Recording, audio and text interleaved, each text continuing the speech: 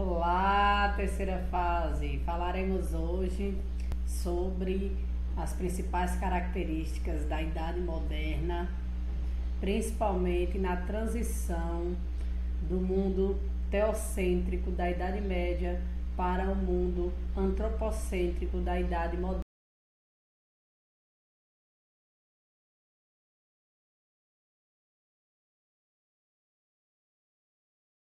E vamos reforçar ambos devido à importância da formação desse novo indivíduo, do ser humano, a partir dessas perspectivas que valorizam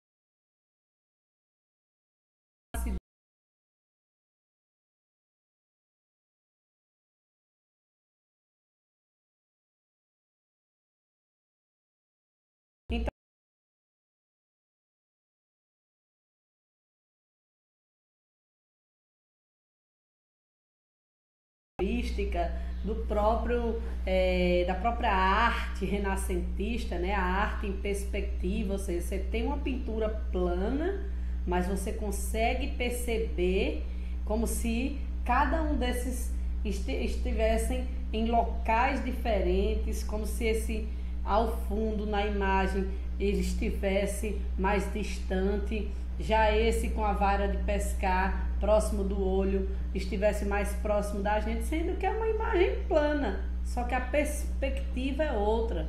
E é assim que a gente tem que ver que o mundo se transformou na Idade Moderna por meio dessa perspectiva também, pela valorização do indivíduo, do ser humano, dotado da capacidade de pensar, de raciocinar. Ele não está querendo dizer que Deus não seja importante. A figura divina, ela continua sendo importante em todas as épocas. Todas as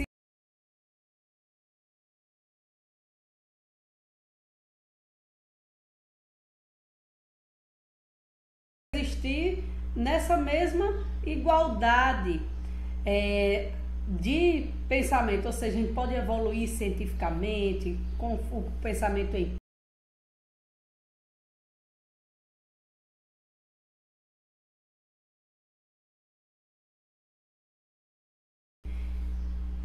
E aí é onde a gente tem o individualismo, o antropocentrismo, nossas habilidades continuam as mesmas.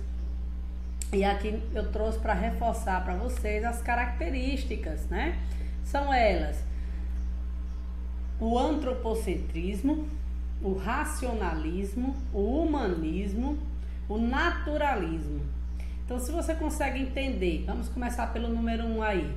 Rejeitavam os valores feudais e consideravam a Idade Média como a idade das trevas. A gente sabe que esse conceito não é mais aceito, né? A Idade Média ela também teve grandes progressos, ela também teve o desenvolvimento cultural e artístico, sendo que foi uma época na qual o ser humano ele tinha que obedecer às regras da grande instituição que era a Igreja Católica. Então tudo era explicado pelo teocentrismo. Teo significa deocentrismo, ou seja, tudo era explicado pela vontade divina. Se você teve um progresso, se você é rico, se você é pobre, é vontade de Deus. Condena também ou rejeita o misticismo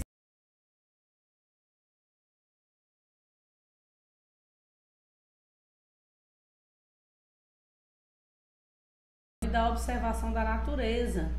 Então toda explicação tinha uma explicação científica por meio da observação da natureza. Terceiro, valorizava o humanismo, um conjunto de saberes que tinha como centro o ser humano. Então o ser humano ele está em primeiro plano, em primeiro lugar. 4. Acreditava que o homem era a obra mais perfeita de Cristo. Daí surgiu o antropocentrismo, a ideia do homem como centro do conhecimento. E quinto, os novos conhecimentos de matemática, de física, de anatomia, de geometria e de outras ciências levou à invenção da perspectiva e aprimorou o naturalismo, que é a representação realista da natureza. Vamos tentar explicar. Essa é a ideia da realidade, da perspectiva e da realidade. O Renascimento, na Baixa Idade Média, o comércio entre a Europa e o Oriente teve uma grande expansão e muitas cidades europeias enriqueceram. Que cidades eram essas? Gênova, Veneza, Florença, todas na Itália. O Renascimento ele nasce na Itália e se expande para as outras nações europeias. Esse movimento de transformação cultural e científica desenvolvido entre os séculos XIV e XV ficou conhecido como Renascimento, nascer de novo. Por quê? Porque os artistas eles bebiam da fonte da antiguidade, local real, cada um disposto em um lugar e não todos um do lado do outro, né? Então essa tridimensionalidade, essa pintura dessas telas trazendo o máximo da realidade possível, chamou-se perspectiva, essa projeção da realidade.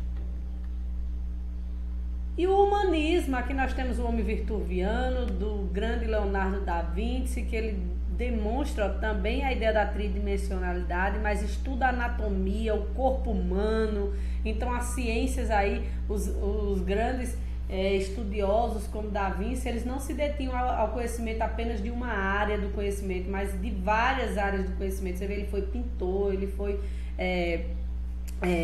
arquiteto, ele foi, digamos assim, um cientista médico para entender o corpo humano.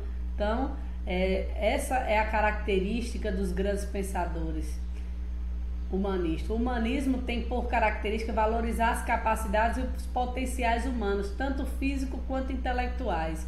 Isso não significa que os humanistas fossem antirreligiosos ou descrentes. Eles defendiam a possibilidade de a fé em Deus conviver com a fé no ser humano e em sua capacidade criativa.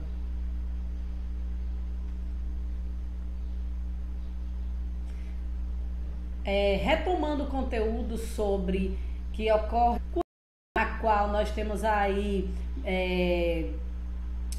tanto banqueiros quanto sacerdotes vendendo cartas de indulgência, e abaixo dela diz o seguinte: serão condenados em eternidade ao inferno juntamente com seus mestres aqueles que se julgam seguros de sua salvação através da carta de indulgência.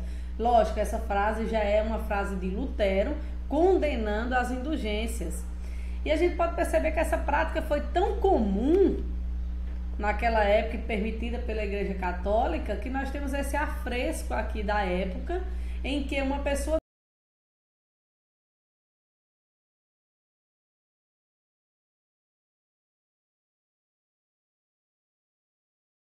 pelos pecados do seu pai, gesto que serve para ilustrar a prática de indulgências já naquela época, ele comprando perdão para o seu pai que já tinha partido. E Martinho Lutero, ele apregou lá as suas 95 teses na igreja, ele foi excomungado, expulso da igreja católica, e ele dizia o seguinte, nas suas 95 teses, nós temos aqui, na tese número 21, ele diz: eram os pregadores de indulgências quando dizem que pelas indulgências erram, né? Os pregadores de indulgência quando dizem que pelas indulgências do Papa o homem fica livre de todo pecado e está salvo. Claro que o homem não está salvo por isso, ele tem que ser salvo pelo perdão, como dizia Lutero. Na 36 ele diz: qualquer cristão verdadeiramente arrependido tem plena remissão do castigo e do pecado. Ela lhe é devida sem indulgências. Ou seja, se você se o Papa conhecesse as usurpações, usurpar é roubar, né, dos pregadores de indulgências, ele preferiria que a Basílica de São Pedro desaparecesse em cinzas, a vê-la construída com a pele, a carne e os ossos de suas ovelhas. Ou seja, a pele, a carne e os ossos de suas ovelhas são o quê? É o rebanho de Deus, são as pessoas que pagam o dízimo, que compravam as indulgências, os servos de Deus. E na 86 ele diz: por que é que o Papa, cujas riquezas são hoje maiores que a dos crestos mais opulentos, não constrói a Basílica de São Pedro com o seu próprio dinheiro e não com o de suas ovelhas, né? Então ele só reforça essa questão. Então, bons estudos, boa atividade e até a próxima, que será o vídeo das atividades.